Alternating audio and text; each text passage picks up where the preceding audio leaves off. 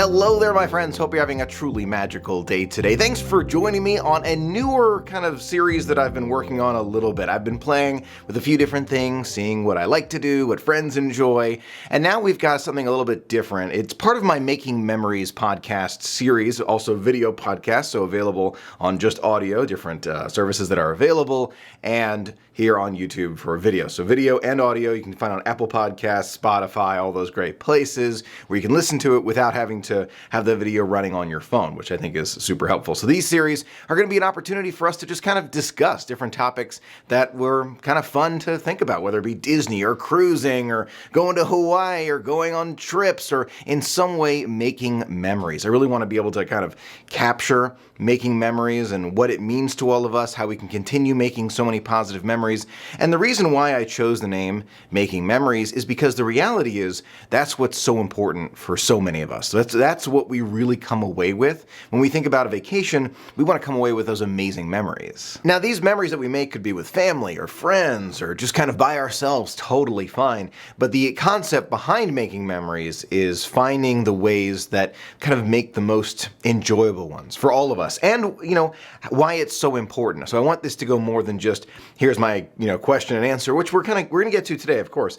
But we're also going to talk about why making these memories is so important and the value that at least I feel it has on all of our lives, just as an enhancement, as a positive in all of our lives. So today's topic is a little bit different. We're going into cruising. I guess it's not that different, but we're going into cruising. We're talking about it. We're talking about the things that I really love about cruising, why I'm kind of transitioning to cruising more. And we're also going to get to some great questions. A lot of friends have asked fantastic questions. I want this to be a two-way conversation. I want us to be able to discuss these things and really dive deep. This is a request I've gotten for a while. Michael, we want to hear your thoughts. We want to dive deep. So that's what Making Memories is all about. Think about it that way. So if you are listening on a podcast service, thank you for joining us there. If you're watching on YouTube, glad to have you here as well. Let's dive into it first with cruising as it is. Just cruising in general, not a specific line or a specific service, but cruising.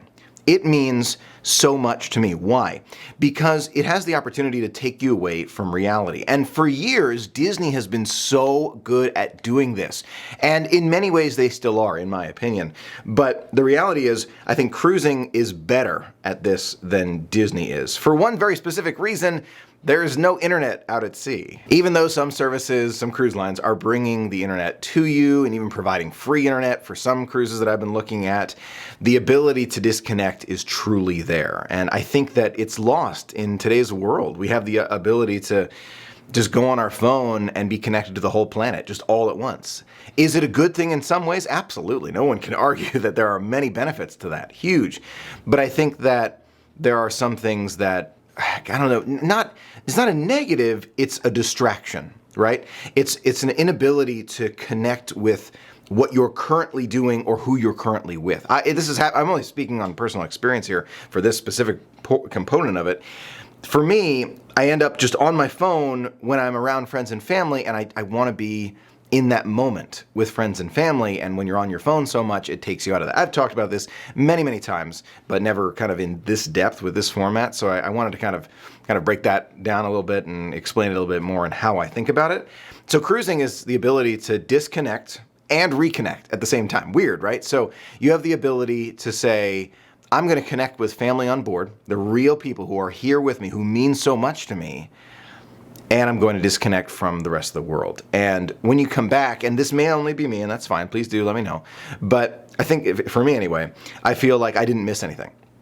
There's something that happens, in the world or whatever, and the reality is I was kind of in my own world, right? And the rest of the world didn't have any impact. And I think that kind of feeling of escape is not a bad thing every now and again. Obviously, we shouldn't live doing that all the time, right? That should not be 24/7, 365 for all of us to just escape constantly. That's not good. That's not healthy. But just for that temporary time period, I think that that's something that is so important and something that I think can bring a lot of value to many of us, including myself. I've seen the value in it, disconnecting on board and enjoying the sea. Now, of course, with family, you make these amazing memories, but in addition to the making the memories, it's just, I'm trying to think of some recent cruise examples of just kind of going around with my brother or my sister or family, and we're going around the ship, and I'm trying to think of a specific instance, right? And this is why I actually love vlogging, and kind of, not the reason I got into it for many reasons, but for me, being able to recapture those moments and watch back to the cruise videos is so much fun for me. I'm able to relive that. But is there a specific moment that I can point to? Not really. It's the overall feeling of, hey, we had this amazing time. We enjoyed the beach. We went on the slides. We relaxed. We had fun. We disconnected, right? And there's a tremendous value to that. And the more Disney World and Disneyland have been pushing the phones more in the parks, I feel like it's become even more essential to find that disconnect from it. And one of my favorite ways to do it, of course, is cruising. Now, I've learned, and this is a learning process together, that the different cruise lines offer different styles of cruising. Now, let me kind of explain that a little bit. You go on Disney, it's meant for that family-friendly experience. You go, everybody can have a great time. There's something for everyone to do. On other cruise lines, and again, I have never been on a Celebrity, but I'm about to go. It's going to be great. On Celebrity Cruise Line, just as an example, my understanding is it's kind of geared more towards adults and that quieter relaxation on board, which many are going to really love and I'm looking forward to experiencing. Royal, I think, tries to compete directly with Disney in terms of the whole family can get in on the fun. But again, Celebrity's part of the royal family, so that makes sense. If you look at Carnival, Carnival's got like the party ship going on, right? Everybody's partying. There's some party going on all the time in Carnival ship, but they're kind of the luxury brand for Carnival is Princess. And the Princess Cruise is meant to kind of go alongside with Celebrity, their competitors, and it's more of a relaxation style. So what the cruise industry has done is really interesting. They understand that customers want different styles of relaxation on board, whether relaxation is on the aqueduct or just sitting in a lounge chair. Not everyone wants to sit in a lounge chair all day, and that's understandable, right? So they're trying to capture the audience that's best suited for that specific line, which I think just kind of provides even more value to us, the customers, because we have the opportunity to say, I want that kind of style, or I want this kind of style. It makes more sense to have different options. In addition to the amazing relaxation and disconnection, you also have the incredible food. And I've thought about the food quite a bit.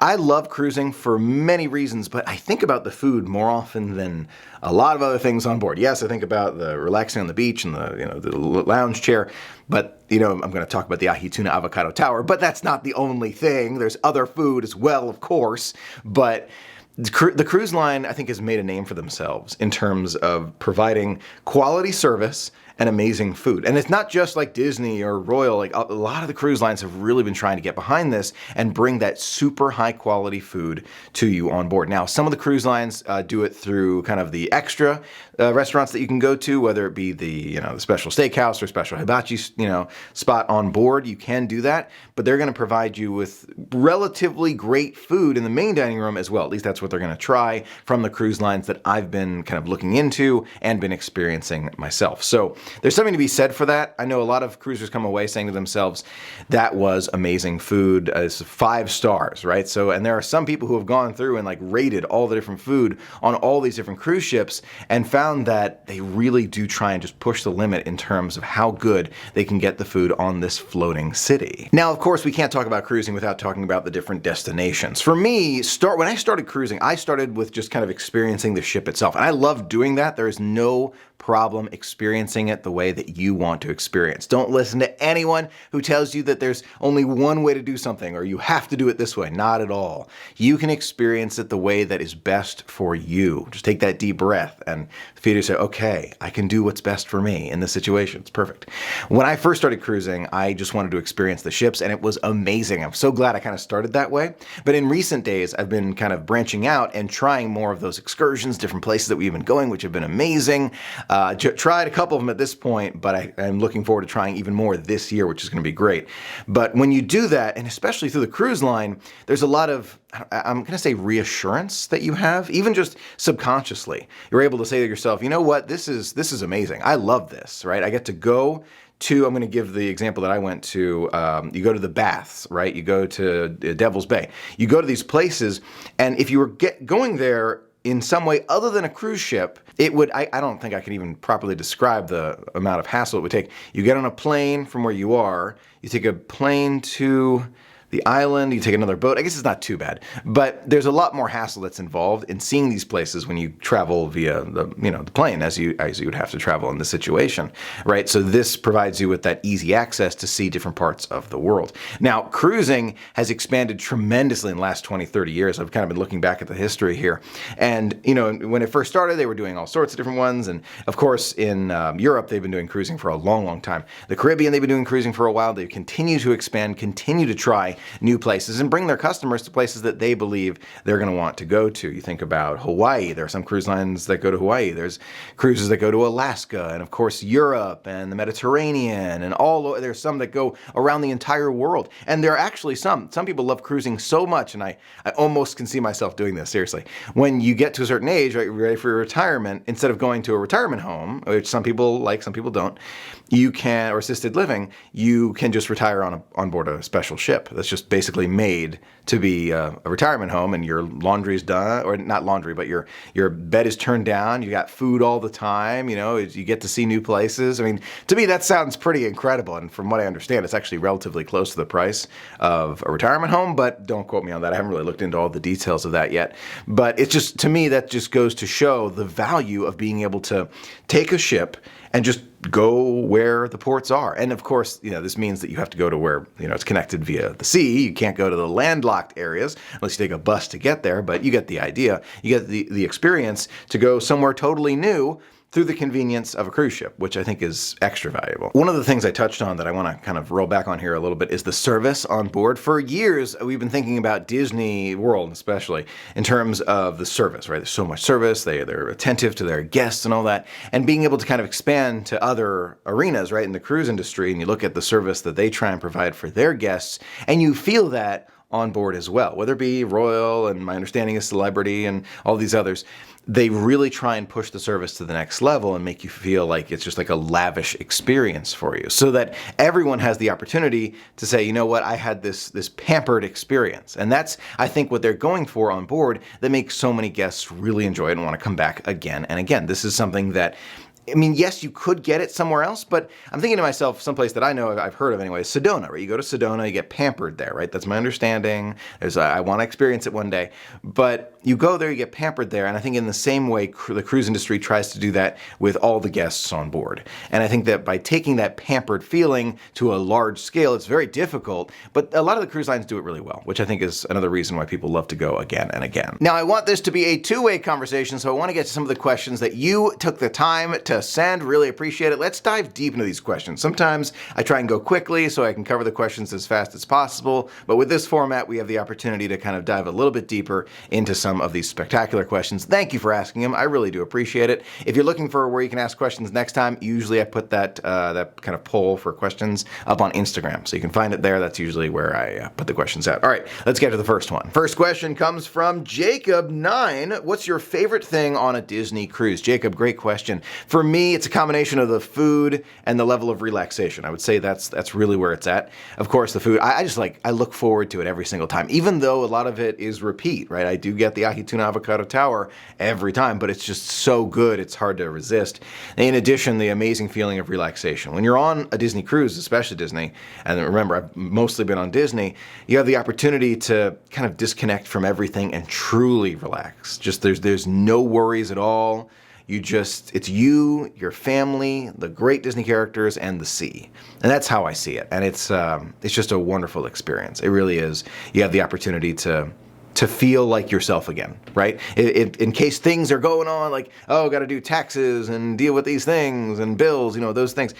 You come away with it saying, I feel like myself again. It's a great feeling. It's tough to describe, but I think that's the best approach to it, the best way to think about it. Next question comes from Sandals and Saturdays. When do you think vaccines will go away for cruising? It's going to be a while. I think that right now the cruise industry is just following all the suggestions from medical professionals that are putting out policy and all that. All they're doing is following those suggestions. That's all they're doing. So they're covering their own downsides, right? So if the professionals, people who make make the policy say, hey, you should do this, they're just going to be like, okay, we're going to do this, right? Versus we're going to do that, right? They're going to do the things that are suggested by the policymakers in order to just continue sailing. That's the end of it. So whenever the policy changes, then I guess that will change. But it probably won't be for a while. So that's more of a policy question in terms of, rather than a cruise question, because they're just going to keep following whatever the policymakers say until told otherwise. From Brady, favorite meal on the ship. Do I even have to answer that one, Brady? No, I'm just kidding. The ahi tuna avocado tower. It's an appetizer option that you get on board the Disney Cruise Line. And on that same night, you get the scallops as well. My personal recommendation would be to get 1 or 2 of the ahi tuna avocado towers along with the scallops. I have gone with friends who have tried the ahi tuna avocado tower and aren't really big sushi people and still loved it. So that's something to think about. If you don't really love sushi, you're not so sure about it, this is the one that you should say, okay, I'm gonna give it another try. If that's your opportunity to try sushi again, right there, ahi tuna avocado tower, get 1 or 2 of those, and then the scallops as well on that night. And the menus rotate, but on a certain night on your Disney cruise, that'll be an option, and it is so good. Next up from Char, when your booking window comes up, can you book your excursions on the Disney app for a Disney cruise? The answer is yes, you can. You can use the app. The app has been getting better, to be honest with you. You definitely want to download it way in advance of your cruise, just like so you can get the countdown going. It's kind of cool to watch the countdown tick by. You link your reservation, it's great. But you want to have that app on your phone and your reservation linked well in advance of any excursion openings coming up. That being said, I do recommend using your computer, if at all possible, to book these excursions. Nothing more than the format. It's just easier to look at on the bigger screen, your computer, than it is on your phone. But if for any reason you can only use the phone, you can use it as well. You can absolutely book excursions through your phone. It's all listed. It's been getting better. It's not perfect. So use the website if possible, but you can indeed use your phone and the app to book the excursions. From Christine, when is the best time to cruise? Another spectacular question. I think the best time to cruise is the one that works best for you. Now, that being said, I want to kind of talk through some of the ways that I think about it. As someone who lives in Florida, I look on the websites all the time to try and find any last minute deals. That works well if you live near the cruise port, right? Because you can go the next day, right? No problem. Or even the same day, hypothetically. But if you don't live near the cruise port, then booking a time that kind of meets your needs is best, of course. But if you're looking for the lowest price, right, this is where the interesting dynamic works in. If you're looking for the absolute lowest price, you're going to want to book around hurricane season. Now, obviously, it's low price because it's hurricane season. So far, I've been very lucky with the cruises that I've booked around that time frame because it's usually less expensive and I haven't encountered any hurricanes while we've been at sea. That being said, the cruise industry is very, kind of hesitant to go into any major storms. So sometimes cruises actually get cut short, sometimes they get rerouted. You never know what happens during hurricane season at the cruise line, right? So it varies. You're taking a chance, but you can save money, right? That's just the tactic that I and many others use if you're thinking about cruising, if you've been on many cruises, and you don't mind kind of, seeing what happens, playing it by ear. Most cruise lines are not going to even mess around with any kind of big storms. They're just going to turn the other direction, say, hey, we can't do this, bye. And so the closest I got was the double dip cruise that David and I did, my brother, and we weren't supposed to go to Castaway Key twice, right? That was not supposed to happen. But because of a storm at one of the ports we were going to go to, they said, no, we're not going to that port. And it wasn't even a big storm. They took us back to Castaway Key a second time. Nobody complained as far as I understood because Castaway Key is, in my opinion, the best private island. That being said, love Coco Cay as well. So, there's all sorts of variables there. We can get into that in a further question. I'm sure that'll come up as well. But yeah, in terms of when's the best time to book, best time that works for you. But if you're looking to save money, right around that fall season, hurricane season is the time. For me personally, I don't think there's a really bad time to book. I would look at the weather forecast. Sometimes it can get cold in the Caribbean. I'm thinking of Caribbean at the moment.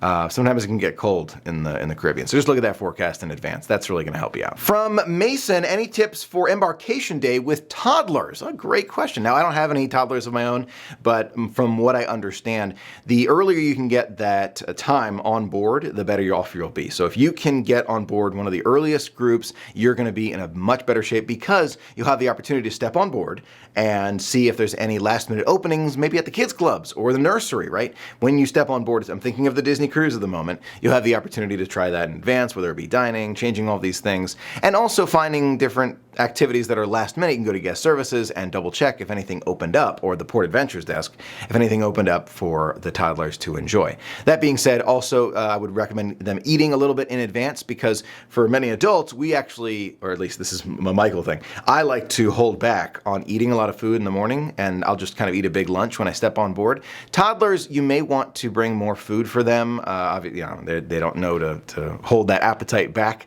until they get on board, so that's something to think about. Some snacks, especially at the Disney cruise port. At the terminal, there's no like big snack areas. There's no places to get food there, so you're going to want to bring some snacks if at all possible, and if you're allowed to, right? You look up the rules in terms of what you're allowed to bring through security. That's very important. Some food items will not be allowed, so something to think about. But some kind of snack, I think, would also be a helpful tip there. From Tam, late nights or early mornings in terms of when's the best time to kind of be up and around on board. Really good question. I have tried both. I've tried waking up super early to try and beat the sunrise. I have stayed up right around midnight on board, which I know is kind of early for some cruisers, I know. But I've tried both. I personally like waking up early in the morning for one big reason. Of course, the sunrise is a big part of it, but there's also less people around. You feel like you've accomplished so much more, and you can beat the crowds to breakfast. That somehow, for me anyway, when I go first thing, I'm like earlier to breakfast, and then earlier in the pool, there's less people there. It's like my time frame has been moved up.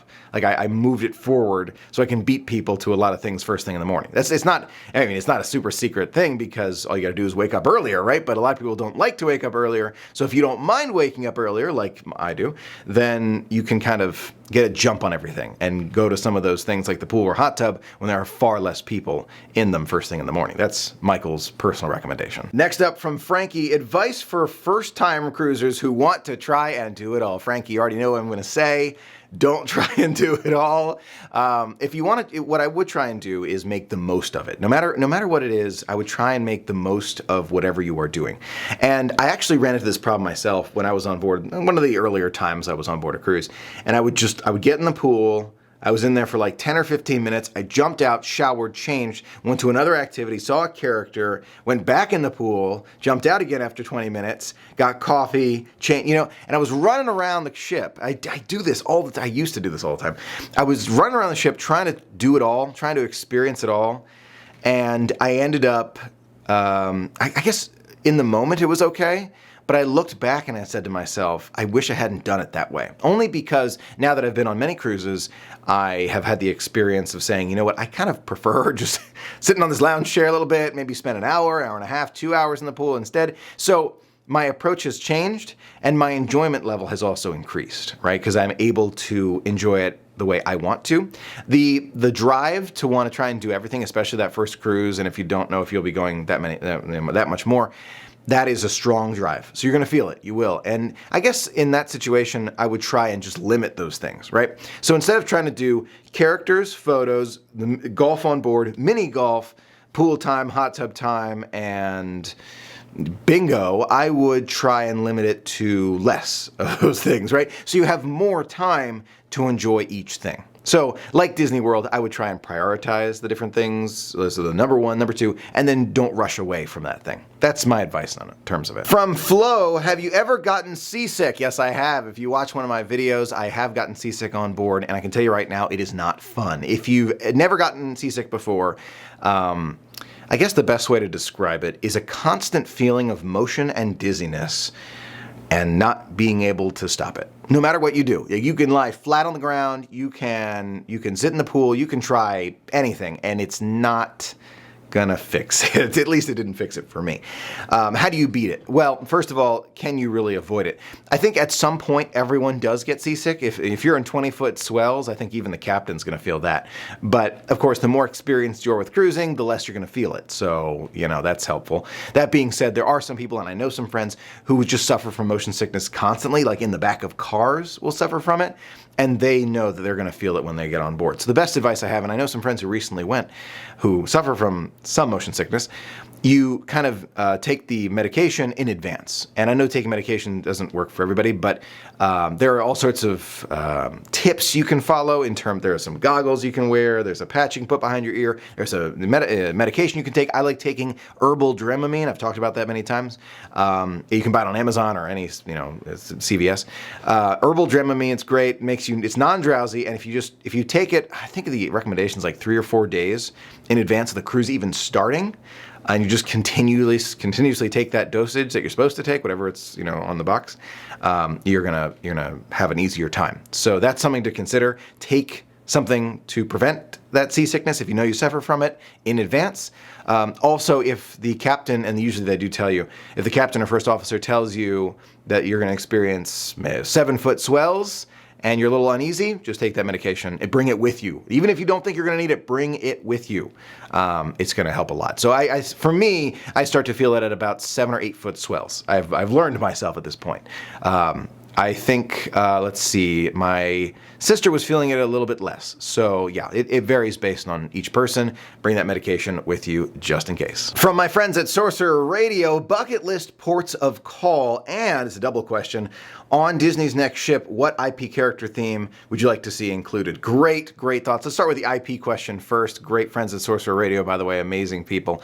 The IPs that I'd like to see, we already know about the Disney Wish, right? We know all the details about the Marvel thing and the Frozen. Looks amazing.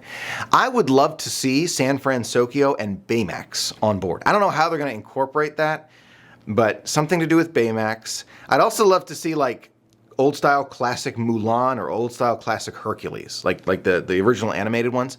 I'd like to see them incorporated too. That's me when I think about IPs on board.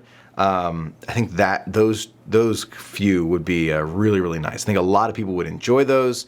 And really do like the classics. That's big. Now, in terms of the bucket list ports, I am looking forward to trying Mediterranean ports. Norwegian fjords, been on my mind a lot. River cruising and Hawaiian. I'd like to try a Hawaiian cruise as well. So those are some of my ports that I cannot wait to get to in the future. And there are so many, you'll never run out. You'll never run out. From Tanner, how does the Castaway Club work? Good question. Castaway Club is a loyalty club, right? You don't have to pay anything. There's no cost for joining. And once you are part of the Castaway Club, you are part of it for your whole life. So yay, hooray, I'm happy about that. But the Castaway Club is a loyalty program. Many cruise lines have loyalty programs. Basically what it does is it calculates and they look at how many cruises you've been on with Disney. I'm thinking specifically of Disney here. And depending on how many you've been on, you get special perks, special amenities for being on board. They have 3 tiers at the time of this recording, could change: silver, gold, and platinum. And again, these numbers are going to change, I'm sure,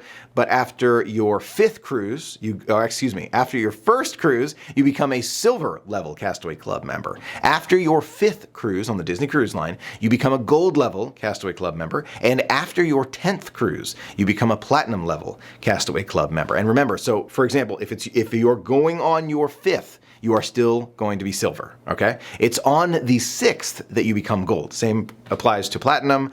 We're on the 10th cruise, you're still gold, and on the 11th, you're platinum. So that's how it works. Some of the special things that they have with it are all listed on the website. You can just look up Castaway Club, but you can sign up for some of your excursions earlier. You can book some of those cruises that are released a couple days earlier. And for platinum, and this is the big piece why a lot of us kind of chase platinum, is you get a Apollo, I think it's dinner, included with the price, with your cruise, every single time you cruise with Disney and for everyone inside your stateroom. So that's pretty cool. As a platinum level member, you do have Apollo included, along with other amenities for longer cruises. But again, that list is being updated all the time and definitely worth a check on Disney's website. It is fun to have those lanyards to be able to signify that you've been on so many cruises, and they give you gifts each time you're on board as well. I have a couple of those backpacks, which I love, and they switch out that gift every couple of years as well, which is fantastic. So it's fun. It's something that Disney creates almost as a gaming system to gamify how many cruises you can go on. It's addictive, I can tell you that right now, but it's also a sense of pride when you wear the different lanyards around the ship. Here's a question from Jamie. Can you give a breakdown of what it's like arriving at the port and boarding? First cruise, 24 hours. Oh, 24 days. Oh, it's in 24 days. Well, congratulations to you, Jamie. I'm excited for you. Sure, I'm happy to. Let me kind of go through this. You go to the port in whatever fashion is going to work for you, whether you're taking a plane and then getting a transfer to the port or driving yourself to the port. You arrive at the port in some way, shape, or form. When you're there, you have the opportunity to check in. You check in, you go through security, you drop off your bags to make sure that they are taken on board the ship, go through security, make sure everything's all set. Then you go and you basically, if you're going on a Disney cruise, and I'm referring to Disney here, you go towards the main area where you're boarding, and I'm thinking of the Port Canaveral port right now. I know they have many ports. You go to the main area for boarding in the, I think of it as the lobby of the cruise terminal, and then you wait for your number to be called. Your number is based on your check-in time. So let's pretend you are scheduled to arrive at 1 p.m. Maybe you're in boarding group 25, just as an example. And this is all done in advance of your cruise, right? Well, you wait for them to call boarding group 25, as an example here, and then you step on board the cruise ship for the very first time. It's a great feeling. They announce your name on the Disney Cruise Line. By the way, other cruise lines should think about doing that because it's amazing, but you get the idea. You step on board and you head off to a fun adventure. I recommend having your swimsuit with you on that first day because you will not see your luggage until later in the day, especially because you sent it through and they have to process it and then get it to your stateroom. Then you can either head to the pool or to lunch and enjoy the start of your cruise and then continue on from there and do whatever you really like to do on board. So that's basically how it starts as you approach the port for the Disney cruise. Hopefully that helps. From the Smith family, going this weekend, been looking for a COVID updated complete check-in tutorial. Go to the cruise website. It's the best advice. Sometimes at the port, I found out the hard way. Sometimes they don't exactly know in the very early days. They don't understand what you're supposed to do. They have got a better idea now that it's been some time.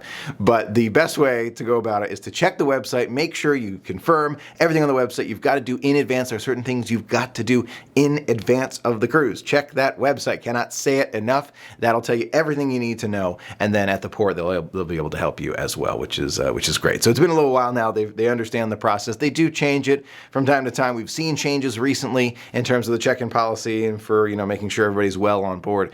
But check the website. That's the best way to go. From, I think it's Abby World, how do you enjoy time at the pool or hot tub with so many people vying for the same? Great question. This kind of played into what I was talking about earlier. If you start your day a little bit earlier, you are going to see less people in the pools and hot tubs. Now, this is, I think, true for most cruises that I've seen, including the Royal Caribbean ship, which, I didn't even get into the pool or hot tub just because it was so crowded.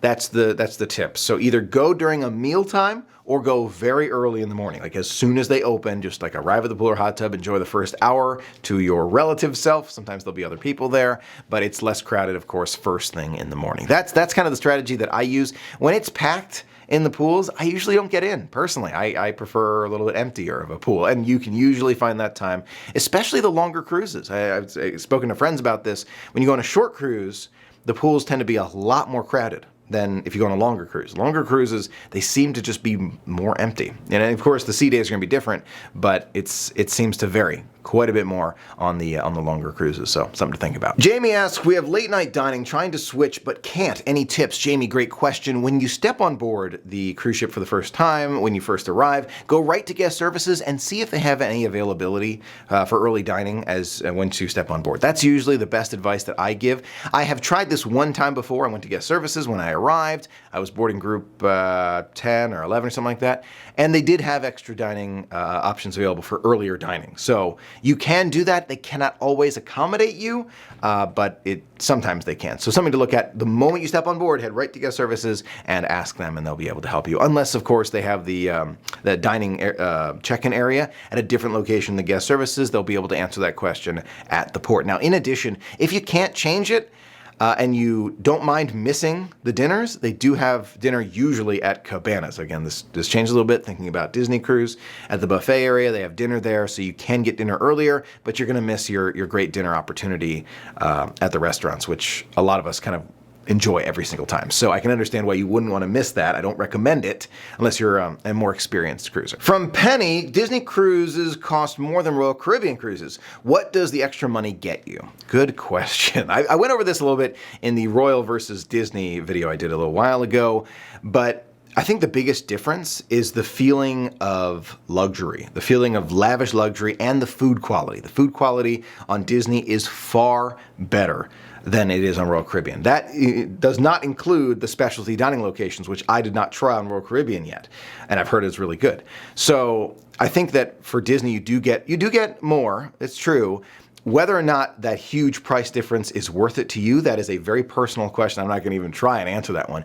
But yes, there is a difference. You do feel it, but is it a huge difference? It's not like super major, right? If you can go on 3 Royal Caribbean cruises and you want to start with Royal before you try Disney, I can understand why you would, because the Royal is really great. There's a lot of things to do. I feel like, again, Disney was more relaxing, more lavish, but Royal's great too. So there's alternatives for both. I think both are great, but you do get more on Disney. Is it worth the extra money? I'm going to leave that up to you. For me personally, I feel like it is worth the extra money. That's me. But I want to kind of put it in terms of a number. So for every, at least, okay, let's pretend I wasn't trying to just try all the cruise lines out there. Right now, I'm kind of on a mission to try as many cruise lines out there as possible. Not Carnival right now. Maybe one day that'll change. You already know this. But for me, I think I'm trying to try all these different cruise lines. Let's pretend I wasn't right now. I would say for every 5, maybe for every 4 Disney cruises, I'd go on 1 Royal, right? But I want to try Celebrity, I want to try Norwegian, MSC, I want to try Holland. I want to try all these different cruise lines.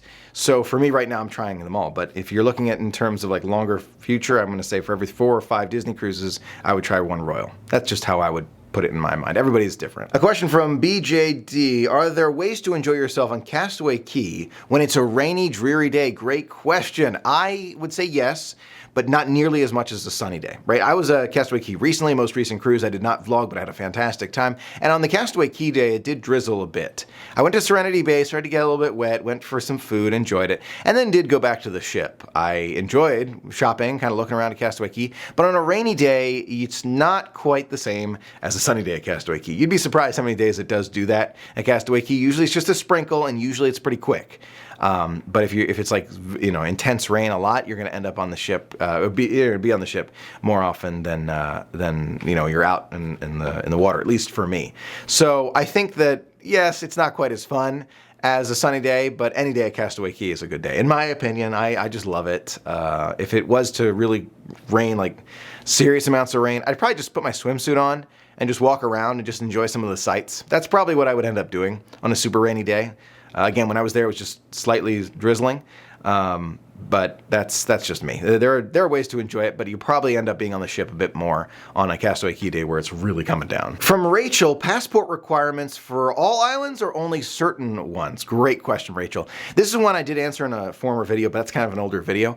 The passport requirement is only required for certain islands, right? So if you're doing a lot of Caribbean cruising, usually, and this is really dependent on the cruise line and the island, right? So check that website. I don't care which cruise line it is. I don't care which island it is. Check the website, double check. Just be 100% sure that whether or not you need a passport or your birth certificate and ID will work. But some islands, as I kind of mentioned here, you can bring your birth certificate and ID. That being said, if you have your passport, use it, because you will have a much easier time getting on and off the ship at the port of call, and when you get back to from the departure port, Miami, Fort Lauderdale, Port Canaveral, you'll have a much easier time with your passport than with a birth certificate. I remember I was coming off the Royal Caribbean cruise, and I had my passport, and I just showed it, they scanned it, and I was through. That was it.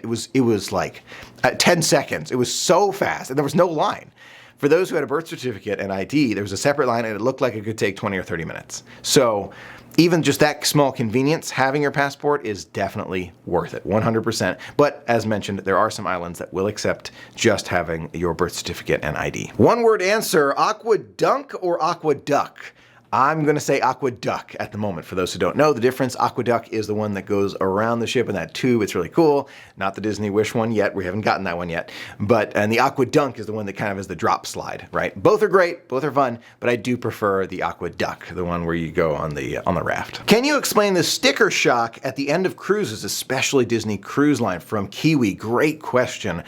I think that usually that has to do with the tips. Right. More often than not, the tips are paid after the cruise, and there are sometimes like taxes and fees that sometimes get paid after the cruise. That depends on the cruise line. This can vary, but usually it's the tips you see at the very end where it's a really high bill. It can depend on the number of staterooms, number of guests, of course, but I've dealt with that. I've dealt with that. There's a way to not have to deal with that, paying the tips in advance, and then adding more if you want during the cruise. But if you pay the tips in advance, and you can request this, I think from most cruise lines, you'll have the opportunity to avoid that sticker shock at the end. The only other thing would be costs that you incur on board, which could be from gambling to alcoholic drinks and merchandise. So I think that usually though what you're referring to is the tips, and you can pay those in advance to avoid it. From Brian, I want to cruise so bad, but I'm worried about getting sick on board. Is the medical staff good? I think it's more than just the medical staff, Brian, and it's a really good question. I think it's the policies that the cruise lines are taking now. You know, right now they have they're continuing to change what their policies are on board. The different cruise lines are doing different things. It's back to the self-service buffets, which you know I am not a fan of, and I really wish was not the case. But I guess I understand in terms of the number of personnel who have to be there, who have to serve you. So I do get it. That being said, I still wish it was not self-service buffets, but you know, that's just how it is.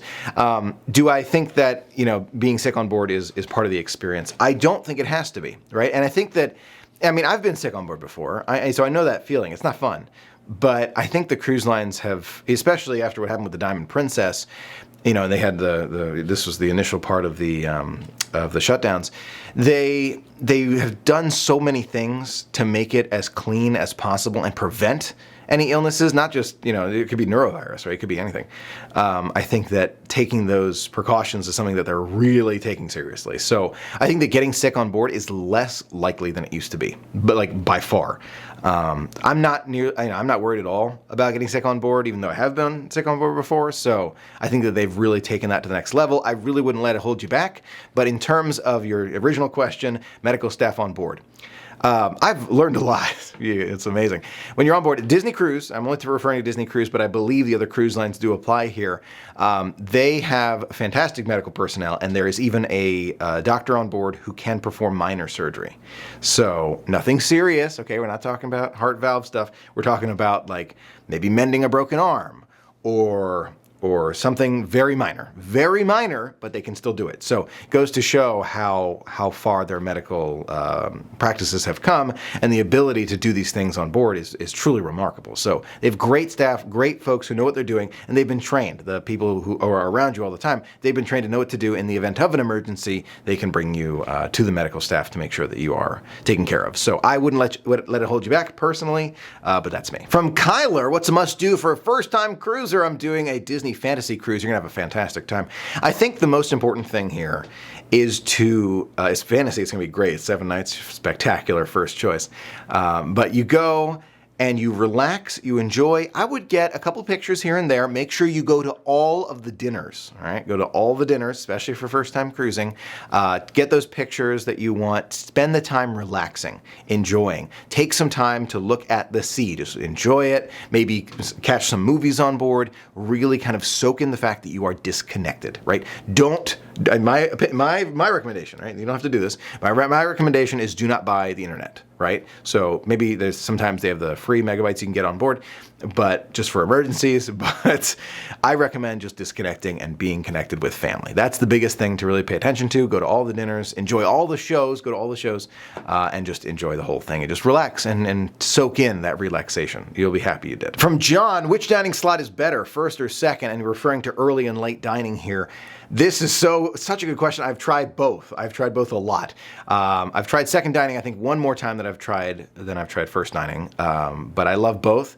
First dining is my personal preference right now because I've seen the shows so many times. Sometimes after dinner, I like to do other things, okay? That being said, I've tried late dining, and it's a lot more of a relaxing, quiet experience. So if it's just adults and you don't mind eating later, I kind of recommend late dining. It's quieter, there are less kids around, you just get a more relaxed, calm experience. For the first dining, sometimes it can be a little hectic, a lot of kids running around having fun. It's still great, it's still spectacular, nothing wrong with it. And sometimes it feels like they're moving a little fast. So if you want the fast experience, then maybe first dining. But slower experience will be the second dining. Because there's no one there trying to get in after you, right? So so you can kind of take it a little slower. So both are great. Right now I like first, but I've liked second before too, and I'm sure it's going to switch back and forth throughout my life. From Jess, what ship do you recommend for a first-time cruiser? Oh my gosh, such a good question. I recommend a longer cruise, and I recommend Disney, personally. Disney's my favorite right now. I'm still trying a lot of them, but I do recommend a longer cruise. I know some people are hesitant to say that, and if you want to try a shorter cruise, there's nothing wrong with it. Nothing. But the longer cruise will give you the different experience. You'll be able to take it fully in. First cruise I did was a 3-nighter. It's fine. It was great. I loved it. But the 7 nights where it just like blew my mind. I was like, oh my gosh. So I would recommend a 7-night. I would recommend a Caribbean. I would just take it in and enjoy every minute of it. And I think that's the biggest advice I can give there when it comes to that first cruise. Go in, enjoy it. And I would go for an ocean view or veranda stateroom. I wouldn't go for inside for that first cruise, but that's just me. From Meg, what cruise destination itinerary is on your list that you haven't done yet? Ah, such a good question. Looking forward to sharing it. One of the ones coming up is Alaska. I'm looking forward to sharing that one with you. It is already on its way. It'll be here before you know it. And of course, I'm looking forward to trying some of the European ones and Mediterranean in the future. But that's a little further out. But Alaska is one I'm very excited about. So there are even more. Hawaii, as I mentioned earlier.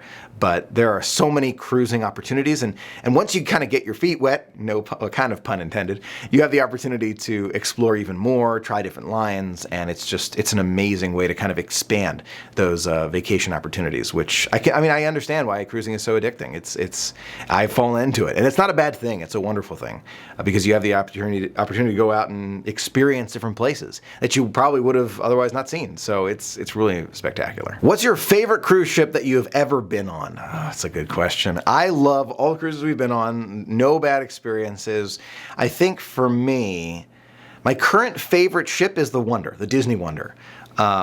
Because, I don't know, there's something special about that ship. It's got some personality, and for me, it's one of the earliest ones that I tried, those 7 nights. It was amazing. They also have some restaurants on there, Tiana's Place, which I just can't get enough of. The theming on board is just outstanding.